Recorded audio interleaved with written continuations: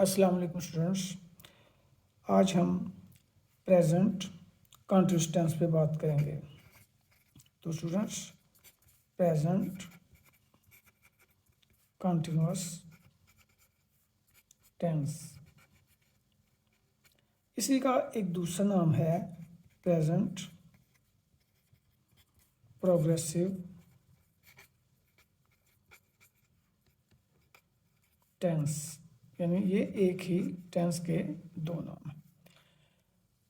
तो as usual सबसे पहले हम इसकी आइडेंटिफिकेशन पे बात करेंगे कि आप सबसे पहले पहचानेंगे कैसे कि एक फ़िक्रा जो आपको दिया जाता है उसका ताल्लुक़ इस टेंस से कैसे है। तो आइडेंटिफिकेशन उर्दू में इसकी ये होगी, चूँकि हमारे एग्जामिनेशन सिस्टम में अक्सर उर्दू से इंग्लिश में ट्रांसलेशन का भी क्वेश्चन आता है ना, तो इस वजह से इसकी पहचान उर्दू में भी ज़रूरी होती है। तो वह है रहा है, रही है और रहे हैं वगैरह, ये उर्दू फ़िक्रे के आहत पे आते हैं। वगैरह उर्दू फ़िक्रात के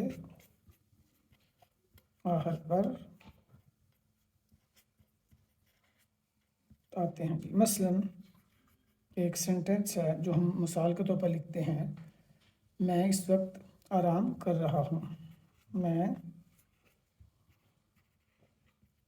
इस वक्त आराम कर रहा हूँ। इसकी हम इंग्लिश करेंगे,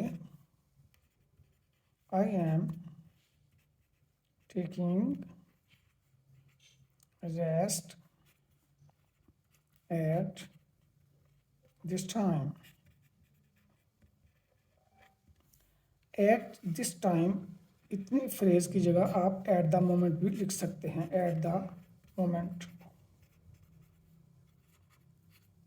जी हाँ, एट द मोमेंट, राइट। अच्छा, ये तो इसकी पहचान है जैसे ये रहा हूँ आ गया है।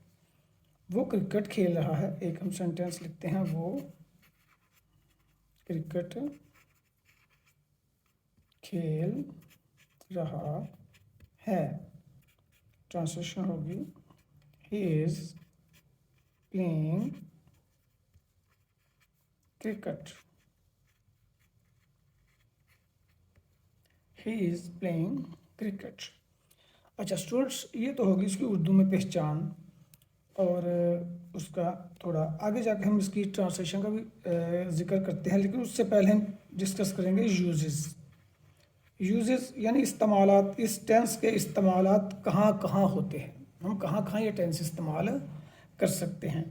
तो सबसे पहले इसका जो यूज़ है नंबर 1 पे, वो आपने याद रखना है कि ऐसा काम जो इस वक्त जारी हो, यानी एक ऐसा काम जो इस वक्त जारी हो, at the moment of speaking, जो इस वक्त जारी हो, उसके ट्रांसलेशन करने के लिए हम ये टेंस इस्तेमाल करते हैं। For example, you are taking exercise. You are taking exercise. You are taking exercise, ऐसा काम जो इस वक्त जारी हो। इसका मतलब कि आप इस वक्त ये अमल कर रहे हैं, जिस वक्त हम बात कर रहे हैं, at the moment of speaking, जिस वक्त हम बोल रहे हैं उस वक्त ये अमल जारी है। तो ऐसा काम जो जारी हो उस वक्त, उसके तर्जमे के लिए इस्तेमाल करते हैं।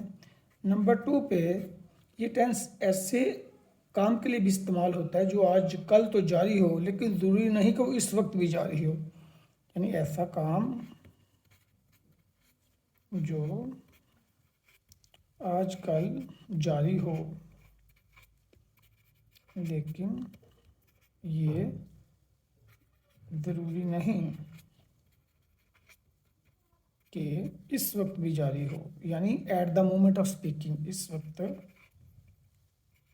भी जारी हो। अब इसकी मिसाल हम कुछ इस तरह देते हैं ना कि I am reading test nowadays. Yes, I am reading test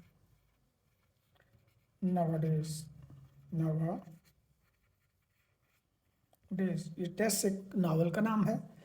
तो चूंकि नावल एक लेंथी स्टोरी होती है जो आप एक सिटिंग में तो पढ़ नहीं सकते, तो इसका मतलब है आप हर रोज़ चार पाँच सफ़ात पढ़ते हैं, और आजकल ये अमल जारी है। तो इसके लिए भी, इस तरह के अमाल के लिए भी ऐसा टेंस इस्तेमाल ये होता है, प्रेजेंट कॉन्टिन्यूस टेंस। इसके अलावा नंबर 3 पे आपने याद रखना है कि ऐसा काम जो एक प्रोग्राम के मुताबिक मुस्तकबिल करीब में होना मुकर्रर हो, उसके लिए भी ये टेंस इस्तेमाल होता है। यानी एक प्लान्ड फ्यूचर के लिए इस टेंस में जब टाइम आ जाए तो फिर वो प्लान्ड फ्यूचर अरेंजमेंट के लिए इस्तेमाल होता है। यानी इसको इस तरह हम लिख लेंगे, ऐसा काम जो एक प्रोग्राम के मुताबिक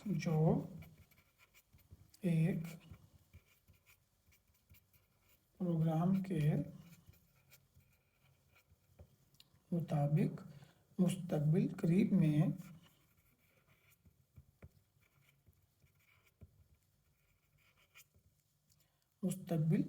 में होना मुकर्रर हो। मिसाल के तौर पर हम फिक्रा लिखते हैं, I am going to Karachi tomorrow. I am going to Karachi tomorrow. इसका मतलब ये है कि मैं कल कराची जा रहा हूँ, अभी आज नहीं गया, बल्कि ये आप कल की अरेंजमेंट बता रहे हैं। तो ऐसे अमाल के लिए भी ये टेंस इस्तेमाल होता है जी। अच्छा जी, अब नंबर 4 पे ये टेंस इस्तेमाल होता है विद ऑलवेज। ये जो विद ऑलवेज, जो ऐसे फिक्रे जिनमें ऑलवेज आता है ना, विद ऑलवेज भी ये टेंस इस्तेमाल होता है। फॉर एग्जांपल, इसकी एक मिसाल इस तरह है, he is always losing keys. He is always losing keys. यानी कि ये उसकी वो एक आदत सी बन गई है कि वो हमेशा ही उससे कीज़ खोई जाती हैं। तो इस तरह के तमाम चीज़ों के लिए भी इस तरह का टेंस इस्तेमाल होता है। I am always committing the same mistake, एक और सेंटेंस है, I am always committing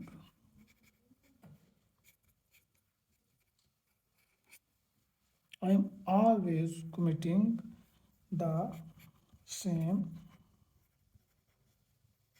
mistake. I am always committing the same mistake. इस तरीके से ये। अच्छा स्टूडेंट्स, इसके बाद आपने एक और बात इसमें याद रखनी है कि जब दो कंटीन्यूअस टेंसेस को एंड से हम बुलाते हैं ना, तो दूसरे वर्ब से पहले हेल्पिंग वर्ब को हम ख़त्म कर देते हैं। हम इसको इस तरह लिखेंगे कि जब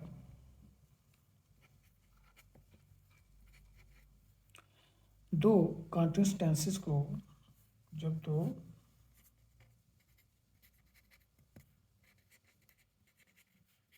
कंटीन्यूअस टेंसेस को एंड से मिलाया जाए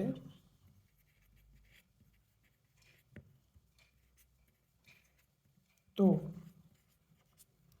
दूसरे वर्ब से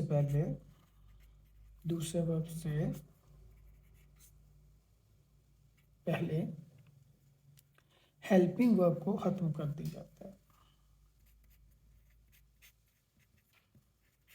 हेल्पिंग वर्ब को ख़त्म कर दिया जाता है।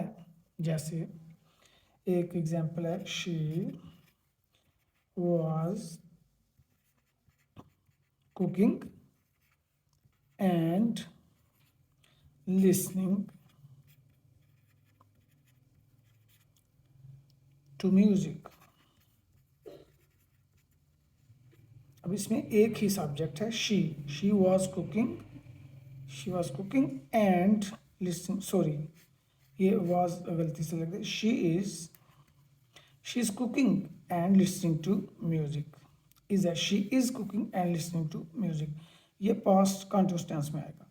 तो शी इज कुकिंग, वो कुकिंग भी कर रही है, एंड लिसनिंग टू म्यूजिक, और म्यूजिक भी साथ साथ सुन रही है। तो एंड के बाद लिसनिंग से पहले आपने यहाँ हेल्पिंग वर्ब नहीं लगाना।